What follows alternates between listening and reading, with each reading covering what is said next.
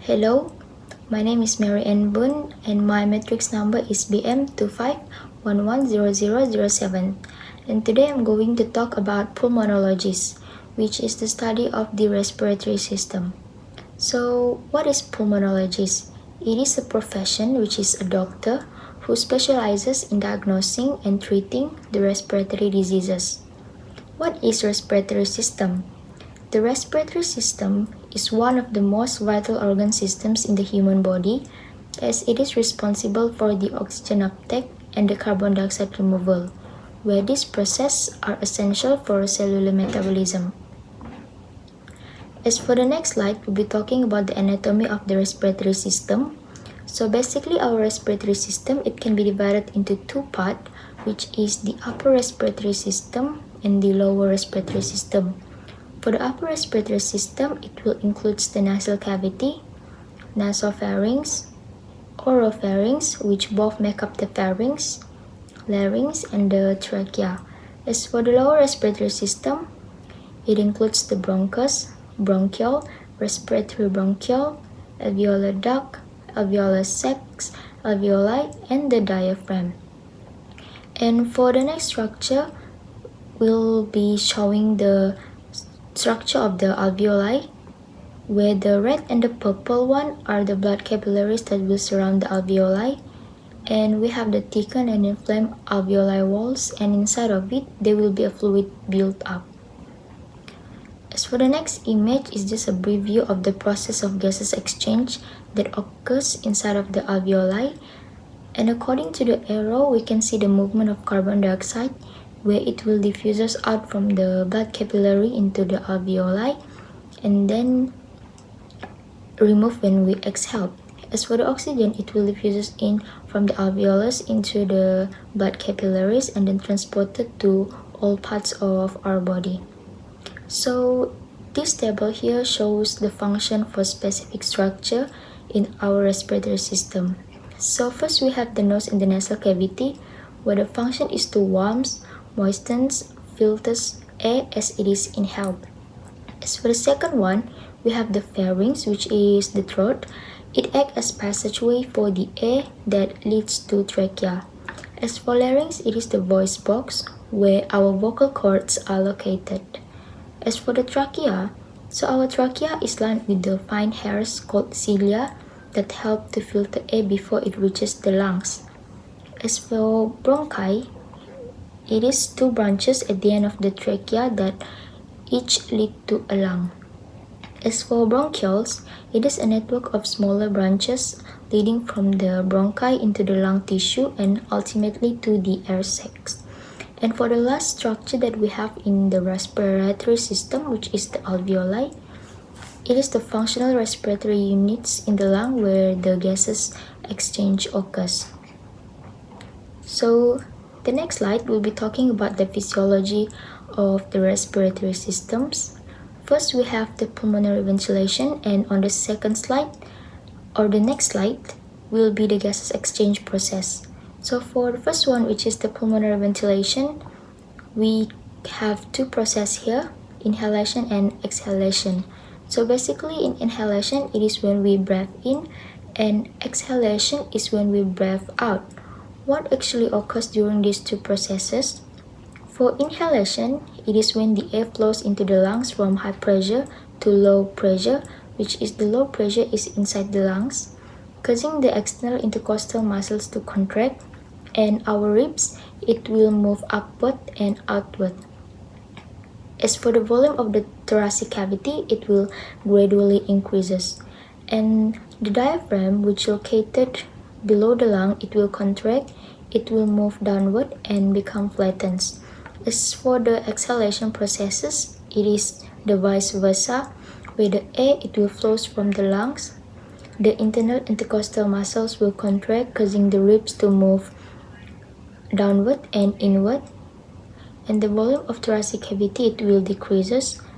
As at the same time, the diaphragm, it will contract, it will move upward and become a curved shape. So the next process that we have here is the gases exchange process. Let us take a look to the picture first. Okay, so here we have the same picture as before, where the red pigment is actually the red blood cell, and the beige in color is the capillary wall, which is just one cell thick. So according to the arrow, we can actually see the movement of the air, where the carbon dioxide it will diffuses out and the oxygen it will diffuses in. Let us take a look to the explanation. So first, the air it will enters the alveoli. The air that we inhale actually are rich in oxygen. So basically the alveoli, it have a thin walls and surrounded by a network of blood capillaries. This characteristic that make the diffusion of the oxygen and the carbon dioxide become more efficient. For the diffusion of oxygen into the blood, it occurs from high oxygen concentration, which is the alveoli, to low oxygen concentration, which is in the blood capillary. So this process, it occurs through simple diffusion, where it will involve the process of binding of oxygen to hemoglobin in the red blood cell. As for the carbon dioxide diffusion into the alveoli, it occurs from high carbon dioxide concentration, which is inside the blood capillary, to low carbon dioxide concentration, which is the alveoli. So this process also occurs through simple diffusion. After that, the carbon dioxide it will be removed when we breathe out, which is the exhalation process. So the next slide will be talking about one of the famous disease related to the respiratory system that we have, which is the chronic obstructive pulmonary disease, COPD. What is actually COPD? It is a long-term disease that causes difficulty in breathing. Airflow limitation is not fully reversible, but the COPD can be treated and controlled. So we have two types of COPD, which is the first one chronic bronchitis and the second one emphysema. As for the causes, the main causes for COPD is cigarette smoking, but we also have long-term exposure to air pollutants and the genetic factor. As for the symptoms, the patient might get chronic cough, chest tightness, shortness of breath, and coughing with mucus. So let us take a look to the image where we can make a comparison. As for someone with healthy airways, there will be no mucus lining on the airways. But as for someone with chronic bronchitis, there will be mucus lining on the airways. So as for someone with healthy alveoli, let us take a look to the shape.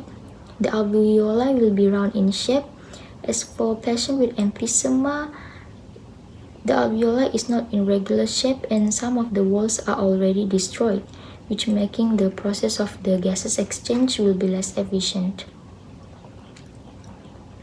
So for the next slide, we'll be talking about the treatment that we have for chronic obstructive pulmonary disease, COPD.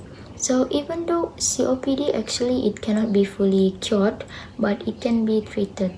So I have attached 3 examples of treatment that we can do for a patient with chronic obstructive pulmonary disease, COPD. As I've been mentioned before that one of the main causes for COPD is cigarette smoking, so we are sure that the most effective treatment on how we can control the effect of COPD is by stop smoking. Besides that, we also have bronchodilators.